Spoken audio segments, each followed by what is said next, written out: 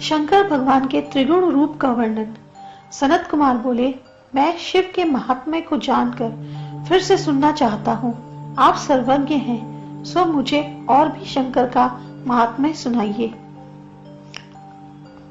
शैलादि बोले, हे ब्राह्मण, मुनीश्वरों ने शिव की महिमा बहुत प्रकार से की है, सो उसे सुनाता हूँ। सत और असत रूप से जो यह जगत स्थित है, उसका पति शिव को ही कहते हैं। भूत भाव विकार से दूसरा रूप व्यक्त कहा है और उसे हीन अव्यक्त है। ये दोनों रूप शिव के ही हैं, शिव से अन्य के नहीं हैं। इन दोनों का पति होने से शिव को असत और सत रूप का स्वामी कहते हैं।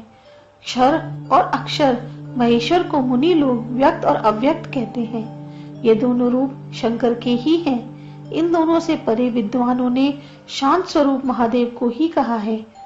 कोई कोई आचार्य परम कारण शिव को समिष्टि रूप वाला और अव्यक्त कहते हैं। ये दोनों रूप भी शंभु के ही हैं, उनसे अन्य कुछ नहीं है, इसलिए सबका कारण शिव ही है।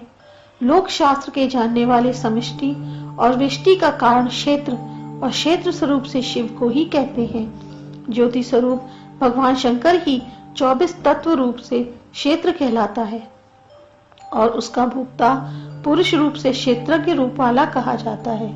अतः शिव से अन्य कुछ नहीं, ऐसा विद्वान लोग कहते हैं। कोई आचार्य आदि अंश से रहित प्रभु को भूत अंतःकरण इंद्रिय प्रधान विषय रूप से वर्णन करते हैं और ऊपर से चैतन्य स्वरूप ब्रह्म कहते हैं। विद्या और अविद्या दोनों ही शंकर के स्वरूप हैं। लोकों का पालन पोषण करने वाला महेश्वर कहलाता है। अखिल प्रपंच जात शिव अविद्या कहलाता है। आत्म रूप से सर्वत्र जो ज्ञान है, वही विकल्प रहित परम तत्व कहलाता है। व्यक्त और अव्यक्त रूप वह शिव ही है। सब लोगों का विधाता पालन करता वह व्यक्त कहलाता है तथा परा प्रकृति को अव्यक्त कहते हैं। प्रकृति के गुणों को भोगने वाला तीसरा पुरुष कहा गया है।